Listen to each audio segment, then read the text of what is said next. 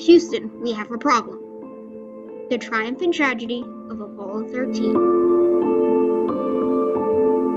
Apollo 13 was a failed moon mission organized by NASA in the early 1970s. It was launched on April 11, 1970 from the Kennedy Space Center in Florida. It was an example of both a triumph and a tragedy. It was a tragedy because NASA had to abandon a very costly mission and almost lost their 3 astronauts. On the other hand, Apollo 13 was a triumph because NASA saved their 3 astronauts aboard the rocket by jumping through many hurdles and solving multiple seemingly unsolvable problems. It also made a great impact on the world, and people now look back on Apollo 13 as NASA's finest hour. At the close of the Second World War, tensions grew between the Soviet Union and the United States. This conflict soon became known as the Cold War. Space became a key battleground of the war. Both countries wanted to prove their superior technology, and as a bonus, from space you could see anything and shoot a missile anywhere that you desired. The first object to be put into space was Sputnik, a small satellite launched by the Soviet Union. This came as a great shock for Americans because they did not want to lose too much ground in the frontier of space. NASA, the USA's space agency, soon put their own satellite into orbit. Unfortunately, the Soviets soon had another victory, putting the first man into orbit. Once again, NASA put their own man into space just a month later. With all of the basic milestones out of the way, both countries turned to a bigger goal, putting a man on the moon. This time, NASA managed to do it first. On July 20, 1969, Neil Armstrong became the first person to walk on the moon.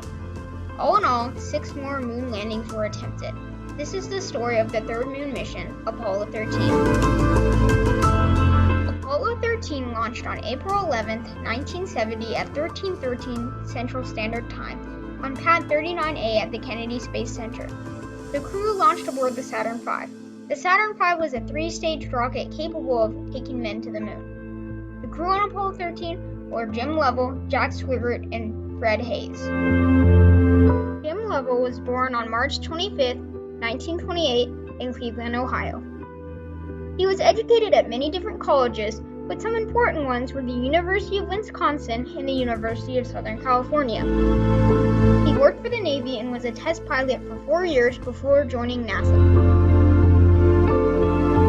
Fred Haise was born in Biloxi, Mississippi on November 14, 1933. He worked for the Navy and later became a test pilot. He was selected as an astronaut for NASA in 1966. After NASA, he later helped to run the company Grumman Aerospace and retired in 1996. He and Jim Lovell are still alive to this day. Jack Swigert was born in Denver, Colorado on August 30, 1931. He attended the University of Colorado and the Rensselaer Polytech Institute. Before joining NASA, he was a test pilot. Sadly, Jack Swigert died on December 27, 1982 from cancer. Before he died, he had been elected to the House of Representatives.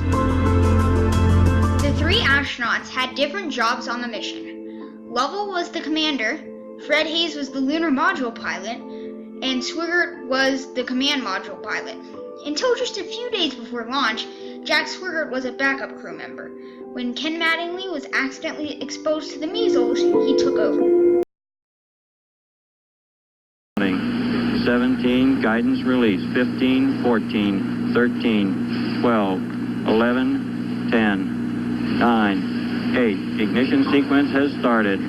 6, 5, 4, 3, 2, 1, 0. We have commit and we have liftoff at 2:13. The Saturn V building up to 7.6 million pounds of thrust, and it has cleared the tower. This is Mission Control. Here we go.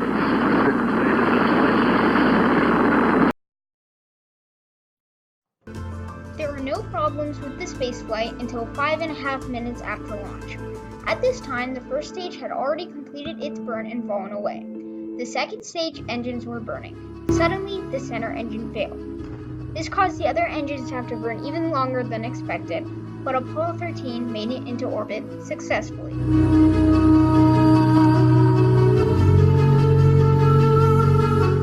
Minor scare, Apollo 13 was looking to be the smoothest flight of the Apollo program. This would soon change. Almost 56 hours into the flight, the crew had just finished up a 49-minute-long TV broadcast to the world. Suddenly, the crew heard a large bang. One of the oxygen tanks had just blown up, causing the other tank to fail. On top of this, the crew was 200,000 miles from Earth.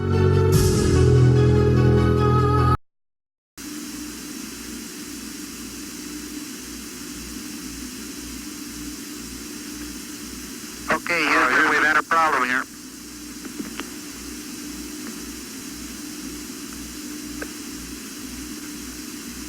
This is Houston. Say again, please. Yes, sir. Houston, we've had a problem. We've had a main B bus undervolt. Roger, main B undervolt. This was a great tragedy because it made it impossible to land on the moon. NASA had to forfeit the mission, and it could have killed the astronauts. Right after the bang, the crew tried to seal the hatch between the LM lunar module and the CM command module, thinking there was a cabin leak in the LM. It turned out there wasn't, so they stopped doing this. An hour after the bang, the crew and NASA began to think about using the lunar module as a lifeboat. They decided to do this and shut down this command module.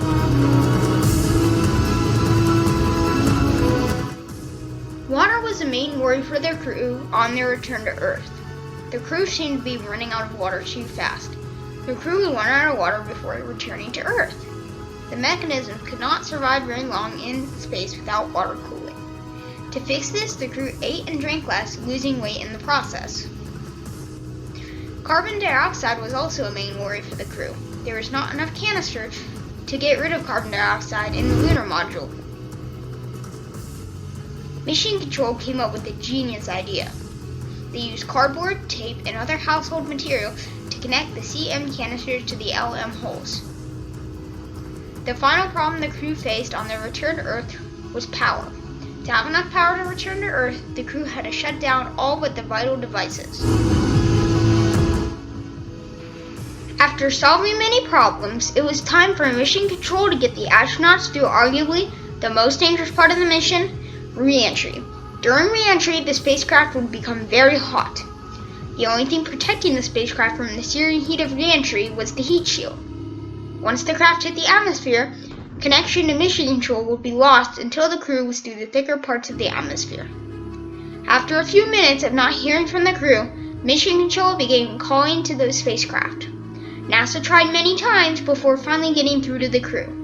Just a little while later, Apollo 13 safely splashed down on April 17, 1970 at 1:07 p.m. Eastern Standard Time. Spectacularly clear day after earlier threats of bad weather. Yes, the weather turned out to be just perfect. And a mill pond sea, calm as could be. There's the splash.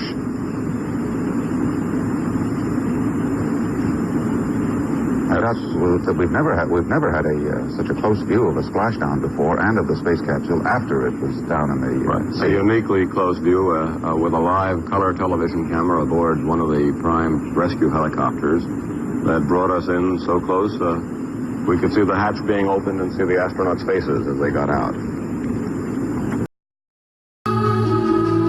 It turned out that the explosion had been caused by a faulty oxygen tank. When it went through testing, problems were noticed, but they were never fixed. Even with this huge tragedy, NASA managed to keep the 3 astronauts alive aboard Apollo 13. For a normal person, the situation seemed hopeless. Through tragedy after tragedy, the crew survived. This was a great triumph for NASA and the United States, and it made a big impression on the whole world. And some people even remember Apollo 13 as NASA's finest hour.